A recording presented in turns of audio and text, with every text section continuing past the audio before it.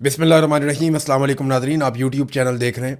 मैं इमरान खान हूँ। सबसे पहले तो मुस्लिम लीग नून ने बाकायदा ये फैसला कर लिया कि किसी सूरत भी उन्होंने किसी किस्म की कोई लड़ाई नहीं लेनी। वजह यह है कि लड़ाई आप लेते हैं अवाम के बलबूते पे, और नवाज शरीफ ये बड़ी अच्छी तरह जानते हैं कि अवाम उनके साथ नहीं है। ना लोग उन्हें वोट डालते हैं, ना लोग उनके साथ चलते हैं। तो सिर्फ कारकुनों की बुनियाद के ऊपर आप एक बड़ी लड़ाई एस्टेब्लिशमेंट से या एस्टेब्लिशमेंट के लोगों से नहीं ले सकते। मियाँ साहब को इस बात की समझ आ गई है कि अब वो एस्टेब्लिशमेंट से नहीं लड़ पाएंगे, क्योंकि अवाम उन्हें कभी भी वोट नहीं डालेगी। और वो वैसे भी उनकी जो फार्म 47 की सीट है वो यास्मीन राशिद साहिबा के मुकाबले में बहुत ख़तरे में है। यानी नून लीग वालों के बारे में दावा जो था कि ये कभी ना कभी इनकलाबी बन जाएंगे या अपने बयानिए को निकाल कर उसको टाकी शाकी मारेंगे, कोशिश की, हल्के बुल्के बयानात भी दिए गए, लेकिन फिर वो भाग गए और पार्टी ने ये फैसला किया कि किसी किस्म का रिस्पॉन्ड नहीं करना, बल्कि अगर कोई तनकीद करता है या बदतमीज़ी करता है तो उसको इग्नोर करना है। वजह सिर्फ ये है कि इनके पास अवामी ताकत नहीं है, बिल्कुल नहीं है, थोड़ी सी भी नहीं है। अगर थोड़ी सी भी होती तो कुछ ना कुछ कर लेते। देखें ना, हमारे कुछ दोस्त हैं वो ये कह रहे थे कि मियाँ साहब ने मामलात अपने हाथ में लेने का फ़ैसला कर लिया। तो मियाँ साहब मामलात अपने हाथ में कैसे ले सकते हैं? हाथ में तो उनके बुरश है। मियाँ साहब हाथ में, मैंने आपको पहले कहा था, मियाँ साहब अपने हाथ में बुरश ही पकड़ सकते हैं, पॉलिश पकड़ सकते हैं, जूता पकड़ सकते हैं। लेकिन मियाँ साहब मामलात अपने हाथ में ले लें, इनकलाब लें या खुलकर अपनी सियासत करें, या वो एंटी एस्टेब्लिशमेंट हो जाएं, यह बहुत मुश्किल लगता है। मियाँ साहब एस्टेब्लिशमेंट के साथ ही चलेंगे। मियाँ साहब और जरदारी साहब में अब मुकाबला इस बात का नहीं है कि कौन कितना एंटी एस्टेब्लिशमेंट है। इन दोनों में मुकाबला इस बात का है कि कौन ज़्यादा एस्टेब्लिशमेंट को सपोर्ट करता है, कौन ज़्यादा एस्टेब्लिशमेंट को सर्व कर सकता है। और देखिए ना, मसला ये है कि मियाँ साहब जैसे ही कभी लड़ेंगे आसिम मुनीर साहब से, और शहबाज शरीफ साहब लड़ेंगे आसिम मुनीर साहब से, तो आसिम मुनीर साहब ने और तो कुछ नहीं करना, उन्होंने इमरान खान साहब को अंदर रखने का जो बंदोबस्त किया हुआ है वो बंदोबस्त सिर्फ वो ख़त्म कर दें और अदालत के ऊपर दबाव डालना बंद कर दें, तो इमरान खान बाहर आके खुद ही इनको निमड़ लेगा।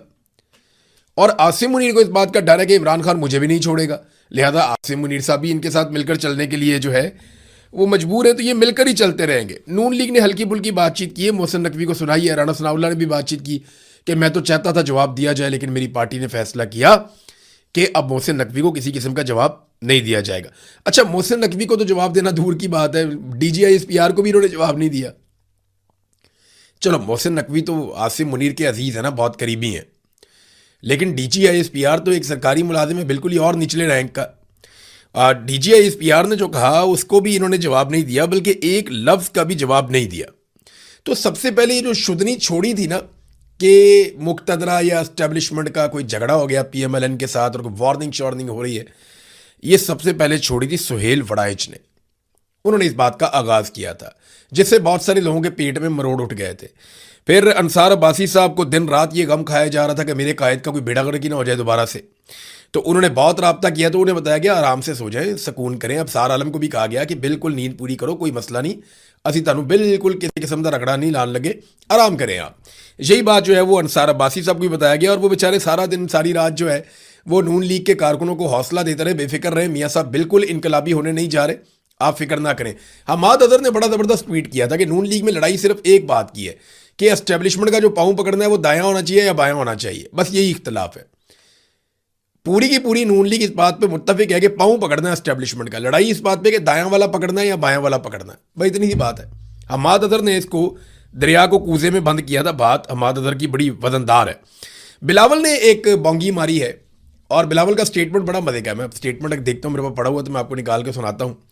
ये ज़रा बिलावल का स्टेटमेंट सुने, यानी बड़े मखसूस अंदाज में जैसे बिलावल बात करते हैं। उन्होंने क्या बात की, बहुत ही मज़े का, ये ज़रा सुने आप।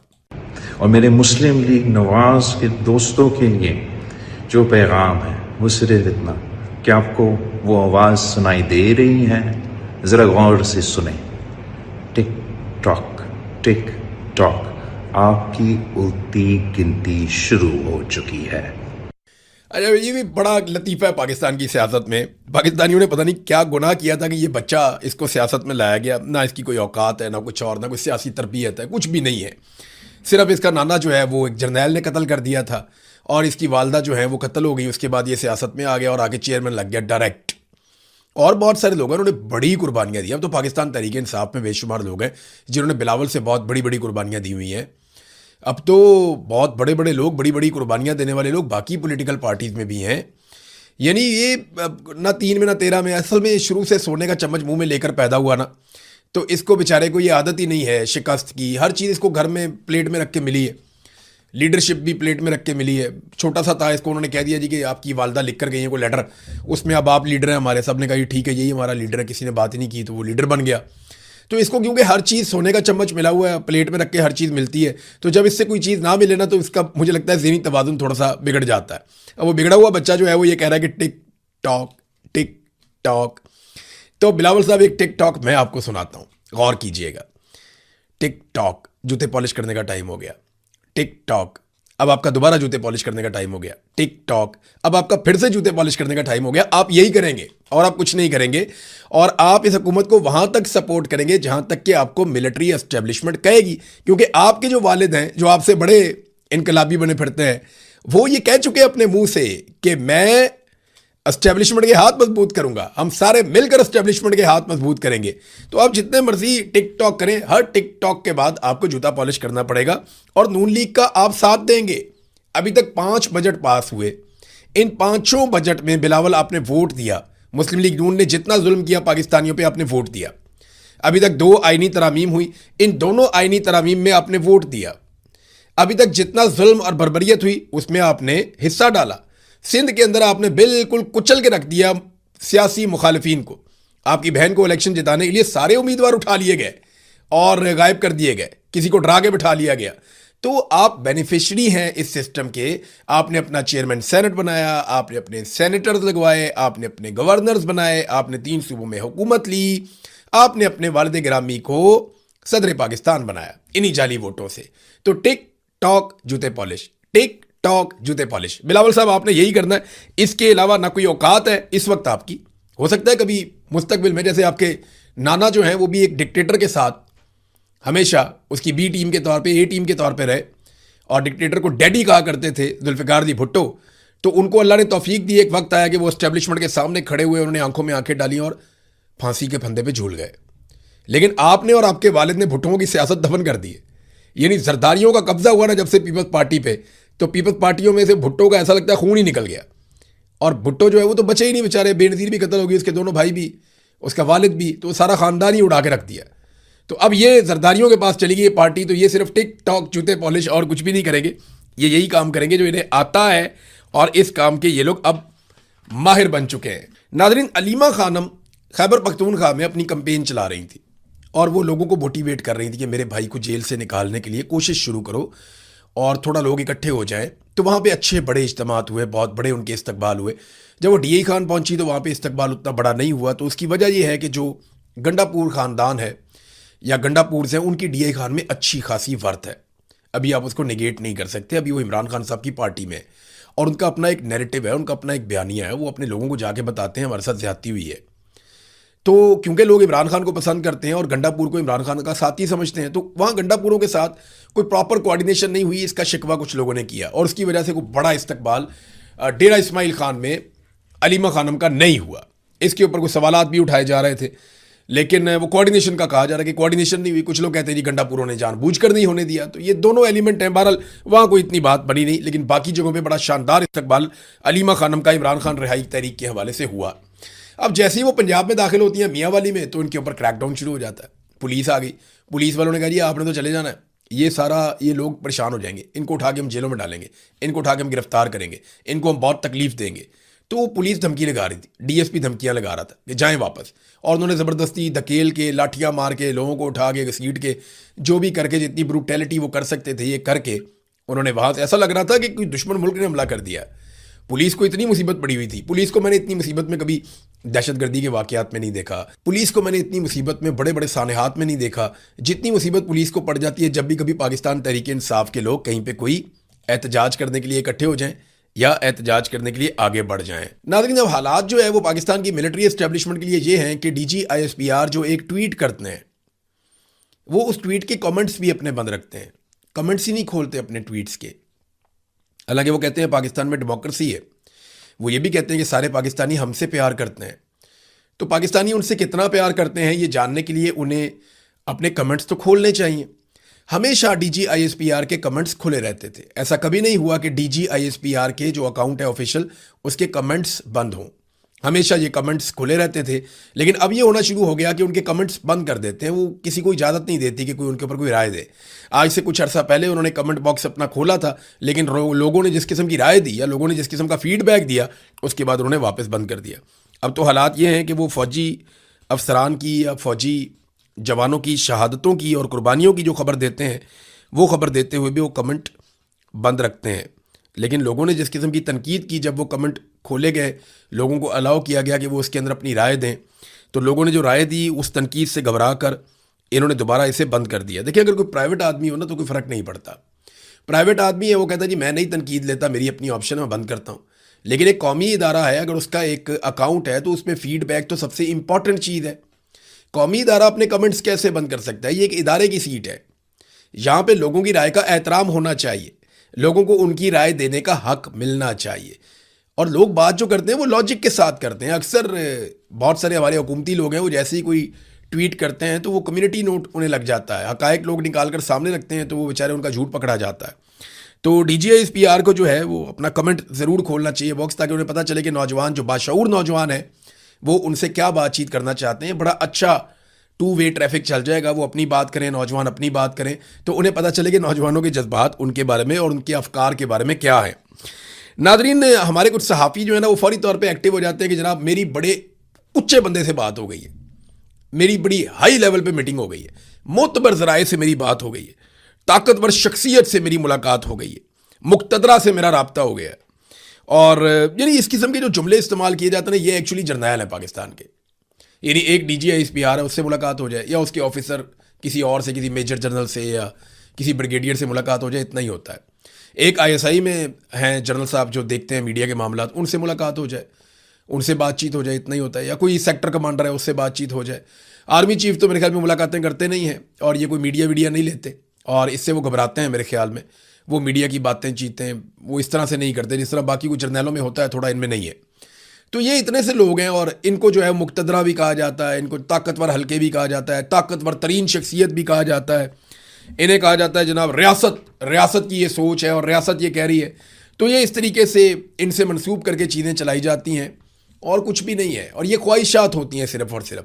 ایک صحافی آتا ہے, وہ آگے کہتا ہے جناب کہ اب بس ٹائم ختم, بلاول والا ٹک ٹاک. تو دوسرا صحافی آتا ہے, وہ کہتا ہے جی کوئی ٹائم ختم نہیں ہے, یہ ایسے ہی چلے گا, مسئلہ ہی کوئی نہیں, آپ ٹینشن ہی نہ لیں. تو اس وقت جب پورا پاکستان چل رہا ہے, اس وقت پاکستان کے اندر دہشت گردی ہو رہی ہے, مراد سعید نے بڑے سیریس سوالات اٹھائے اور بار بار اٹھائے. ان کے سوالات ہمارے سامنے موجود ہیں, لیکن ان سوالات کا جواب دینے کی بجائے ہم ثالثی میں لگے ہوئے ہیں کہ جناب ہم نے امریکہ کی اور صلح کروانی ہے ایران کی, ہم نے ڈونلڈ ٹرمپ کو اور نیتن یاہو کو خوش کرنا ہے. یعنی دیکھیں نا, انڈیا کی جو حکومت ہے, بھارتی حکومت بھارتی شہریوں کو خوش کرنے کے لیے کوشش کر رہی ہے, بھارتی شہریوں کی فکر کر رہی ہے. بنگلہ دیشی حکومت بنگلہ دیشیوں کی فکر کر رہی ہے. نیپال کی حکومت نیپالیوں کی فکر کر رہی ہے. اسپین کی حکومت ہسپانیوں کی فکر کر رہی ہے. تو جو بھی حکومت ہوتی ہے وہ اپنے ملک کے لوگوں کی فکر کرتی ہے. لیکن ہماری ایک عجیب حکومت ہے, ہمارے عجیب حکمران ہیں, انہیں ٹرمپ کی اور نیتن یاہو کی فکر لگی ہوئی ہے کہ جناب ان کے لیے کوئی پرابلم کریٹ نہ ہو جائے. ناظرین, جو گزشتہ دن گزرا, اس دن میں آزاد کشمیر میں امدادی سامان جانا تھا, انسانی امدادی سامان آزاد کشمیر میں جانا تھا. بڑے پیمانے پہ اس کے لیے نام لکھوائے گئے تھے. ڈاکٹرز نے بھی اپنے آپ کو والنٹیئر کیا تھا, بہت سارے پیرامیڈکس ہیں, انہوں نے بھی اپنے آپ کو والنٹیئر کیا تھا, لوگوں نے اپنا سامان بھی ڈونیٹ کیا تھا, اور لوگ چاہ رہے تھے کہ ایک بڑا قافلہ جائے آزاد کشمیر, اور وہ جا کر کشمیریوں کی مرہم پٹی کرے اور ان کی ڈھارس بندھائے, ان کے ساتھ اظہار یکجہتی کرے, اور جو ایک قومی سانحہ پیدا ہو گیا ہے اس کو ختم کرنے میں اپنا رول پلے کرے.